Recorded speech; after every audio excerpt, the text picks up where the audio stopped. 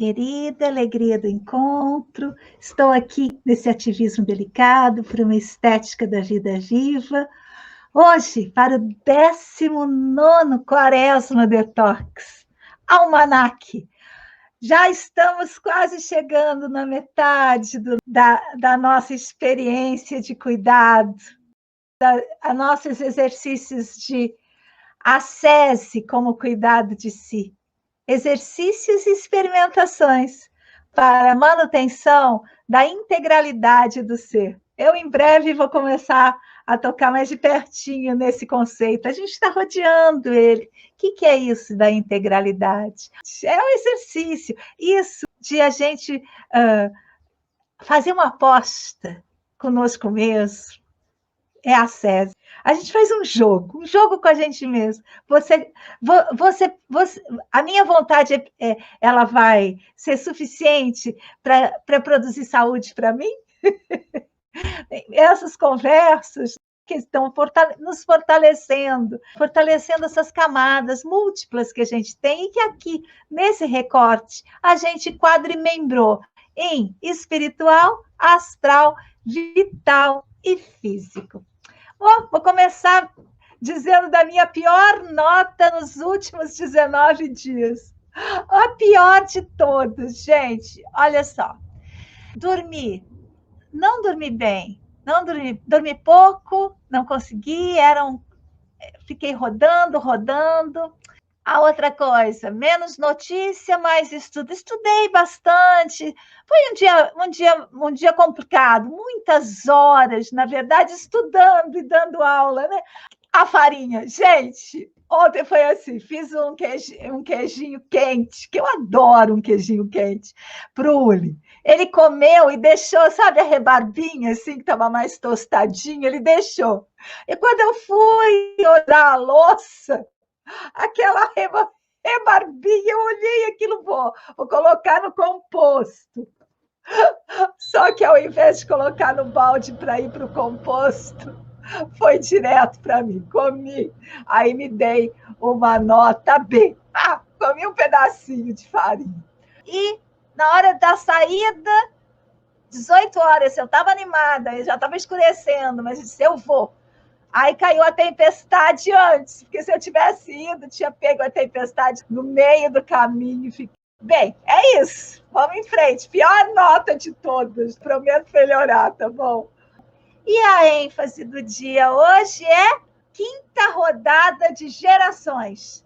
E a gente vai trazer uma da seleção da professora mestre Cláudia Soares, mestre em gerontologia e professora da pós-graduação Artes Manuais para Terapias, que está com as inscrições abertas para o processo seletivo. Vem fazer a pós-graduação para quê? Para organizar o seu pensamento, para sistematizar, porque quando a gente está junto, a gente coloca as nossas coisas em perspectiva. É como eu aqui, eu com vocês, eu dou conta, sabe? De estudar, eu vou lendo Keller, vou estabelecendo, vou dizer, não, isso sim, vou indo, junto é melhor.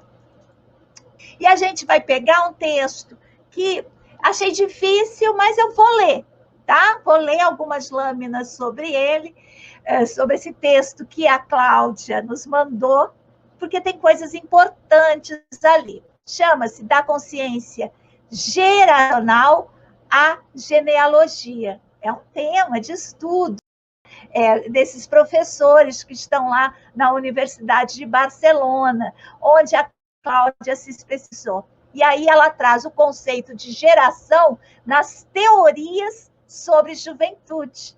É um tema complexo que a gente precisa enfrentar. É um texto, tá, gente? Eu vou ler. Embora a consciência geracional envolva a comparação com gerações anteriores, isso não significa que é construída em oposição a essas, especialmente para gerações de mulheres da mesma família. A ideia de genealogia, entendida como continuidade na mudança, assume grande importância. Eu achei esse trecho muito rico para também pensar a casa, as artes manuais da casa. faz parte da nossa pesquisa esse pensamento que a Cláudia aponta para nós aqui no texto sobre gerontologia. Olha lá, especialmente para gerações de mulheres da mesma família. As gerações de avós e mães personificam uma época que suas filhas não viveram.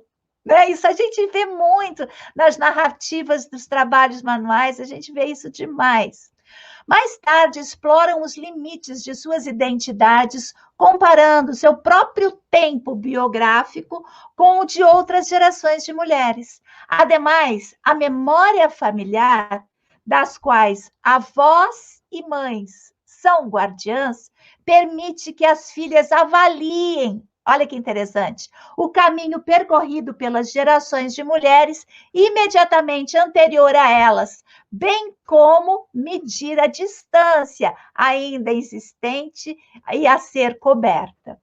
Acho isso bem interessante para as nossas pesquisas, mas também para a gente pensar na questão geracional nas nossas próprias casas. O tempo vivido por outras gerações de mulheres e reunido por mulheres jovens em histórias, memórias e experiências que, como filhas, testemunharam, as conecta no tempo histórico e social, na avaliação de proximidade e distância, de similaridades e diferenças na forma como o significado é produzido e a subjetividade é construída. Elas adquirem ferramentas para descobrir a singularidade de suas vidas enquanto perdurar a compreensão de que pertencem a um mundo compartilhado, o da família. A gente não usa o conceito de família, mas a gente usa o conceito de casa, esse mundo da casa. Mesmo agora, desde que a família nuclear assumiu, essas contaminações ainda acontecem, mas elas são vistas muito claramente nas famílias extensivas. Consequentemente, embora geração e genealogia sejam construídas através do tempo, somente a última, ou seja, a genealogia, representa uma dimensão que pode ser chamada de personificada. Isso em função da conexão física que se deve à descendência. É complicado o texto, mas a gente vai avançando um pouquinho mais.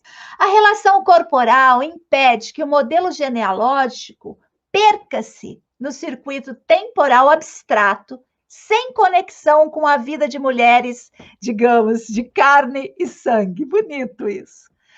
Que conheceram a visibilidade e o poder diferenciados de homens e mulheres na vida pública. Além disso, o aspecto personificado da genealogia atua em outro nível, no qual gerações de mulheres mantiveram diferentes relações entre seus corpos e seus códigos simbólicos. Por exemplo, as artes manuais, a gente pode pensá-la, talvez, através, como um código simbólico.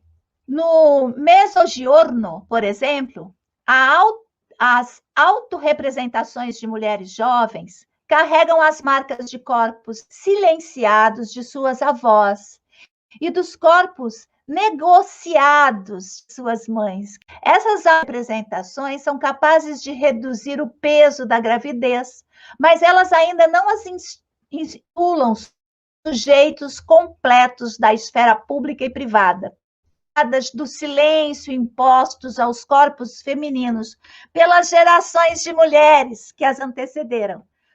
As mulheres do Sul. Não, eles estão falando da Espanha, tá, gente? Jovens mulheres do Sul, não raramente, têm sentimentos ambivalentes acerca de suas sexualidades. Sentimentos que podem ser interpretados como resultantes de suas relações com as experiências das gerações anteriores. Em outras palavras, da genealogia feminina na qual estão inseridas. A dimensão genealógica constitui um quadro de referência no qual suas identidades são construídas e a subjetividade toma forma. Isso aqui tem tudo a ver com o que a gente está fazendo também na esfera do corpo. Em suma, vamos completar então. Ao dar corpo ao tempo, a genealogia materializa o pertencimento geracional. Através da genealogia, ser mulher no tempo e no espaço presente, à luz da consciência que as experiências das gerações anteriores de mulheres passaram e que devem ser localizadas e compreendidas no devido contexto histórico.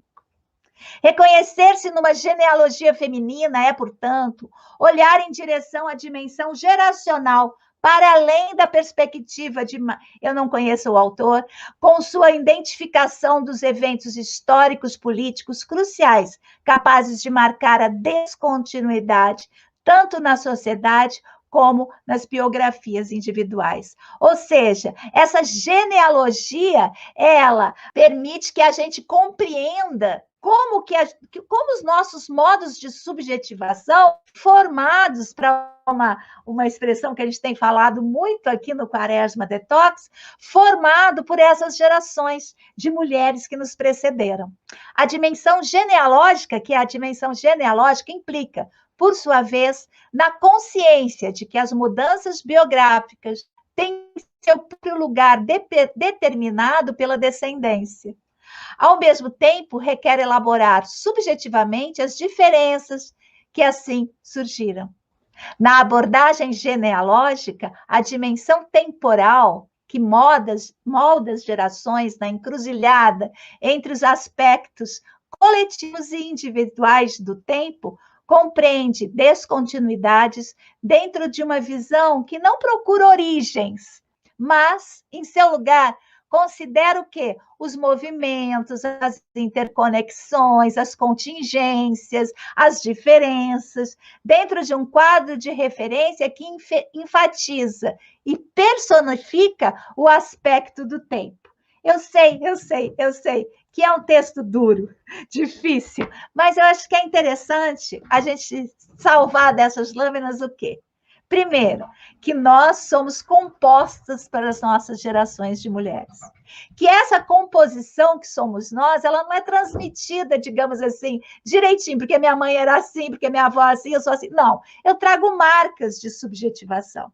Que essas marcas de subjetivação, elas são compostas com vários outros fatores políticos, sociais, geracionais, de conjuntura, que nos formam. E que, quando você olha genealogicamente para essas biografias, a gente quer ver esses vários fios de subjetividade em nós. Por exemplo, o que a gente olha nas nossas pós-graduações? O fio de subjetividade dos gestos artísticos manuais da casa. Como que esses gestos nos afetaram, ou por sua ausência, ou por sua presença. É isso. Não sei se eu atrapalhei mais ou se eu ajudei a gente a ler esse texto, que eu achei importante trazer. Muito bem, então quero agradecer. Olha, muito obrigada, viu? Tem gente dando um Pix até, sabe, de mais de R$100, mais de 200. Fiquei até assim aflita, falei, nossa! Muito obrigada, viu, gente? Vai ajudar demais. Por quê? Porque ao me apoiar, produzir esse conhecimento, a gente vai trazendo uma cultura, ajuda a compor uma mentalidade que resiste a essas marcas de subjetivação que querem nos transformar, digamos assim, em corpos docilizados, silenciados, corpos negociados. Vamos ao vegetal? Hoje no vegetal tem o meu suco verde, tá? Ora pro nobis, manjericão, capuchinho, couve e hortelã. Olha, hoje eu trouxe desse livro, Culinária Selvagem, Saberes e Receitas de Plantas Medicinais Alimentícias Não Convencionais, eu trouxe fotos para a gente se deliciar. Olha que delícia, gente. Olha que sonho. Essa aqui a gente ainda não fez. Olha que delícia. Estou morrendo de fome, não mostrei ainda não sei vocês. Olha lá, Universidade Federal do Rio Grande do Norte. Viva a Universidade Federal! Vamos a mais um Drops, corporificar. Então, a gente tá lidando com os 5 passos do como, e hoje a gente vai para o passo 1. O exercício do como, portanto, envolve uma série de questões processuais. Do passo 1, qual é a minha imagem na presente situação? Então, vamos ao cuidado de si. Hoje eu trouxe no cuidado de si a escrita de si. A escrita de si também faz parte, digamos, das nossas pós-graduações. Todas as nossas 4 pós-graduações, artes manuais para educação, artes manuais para o brincar, e as 2 que estão com inscrições abertas, o currículo dos trabalhos manuais na educação steineriana e artes manuais para terapias. Todas elas incluem a escrita de si. E a escrita de si é uma tecnologia de si que faz parte da SESI. E a SESI é aquilo que a gente compõe no nossa quaresma. Nenhuma técnica, diz Foucault, nenhuma habilidade profissional pode ser adquirida sem exercício. Olha lá. Olha os cadernos. Deixa eu até aumentar o tiquinho aqui para vocês verem que beleza. São meus cadernos. Não se pode mais aprender a arte de viver, a tecne, tobio, sem uma SESI que deva ser compreendida como um treino de si por si. É o que a gente está fazendo aqui, né? Dias. Olha lá um dos meus cadernos. Esse foi o caderno de 2010, gente, que eu mudei para Juiz de Fora. Olha o tamanho que esse caderno ficou. Ele está enorme, eu nunca pesei, vou pesar qualquer dia. Entre todas as formas tomadas por esse treino, e que comportava abstinências, memorizações, exames de consciência, meditações, silêncio e escuta do outro, o fato de escrever para si e para o outro tem desempenhado um papel considerável por muito tempo. Olha a minha tese, gente. A minha tese, ela diz sobre as escritas de si. Vamos, então, à mandala lunar de hoje. Nem peguei. Deixa eu pegar aqui. Olha que linda essa imagem. Vocês podem ver que todas as nossas conversas têm a ver com esse observar, esse registrar-se, que é a escrita de si, e com olhar. Hoje, até mesmo na fala das gerações, a gente viu isso, né? Olhar, genealogia. O que é genealogia? Observar o outro, observar a mim em relação ao outro, em relação às mulheres da minha família, registrar isso, e revisitar isso, que foi também aquilo que a gente viu no corporificar. Todas essas práticas nossas são práticas de cuidado. Vou ler, então, observar. Pergunte-se todos os dias: como estou? Consciência, presença e atenção. Registrar, anotar como estou e o que eu vivi. Isso é cuidado de si. Elaboração do que vivido, sinceridade consigo mesma, dar nome às coisas para ter discernimento das emoções, ampliação da capacidade de expressão. Com o tempo da escrita de si, a gente vai se exercitando e cada vez mais a gente se torna fluente em nos desvendar e dizer de nós e do outro, das situações e do mundo. Criação de um material para resgate de memória no futuro. Revisitar. Ver os registros do passado, ver o todo para ter compreensão e lucidez. Então, quero agradecer muito e até amanhã, 15 horas.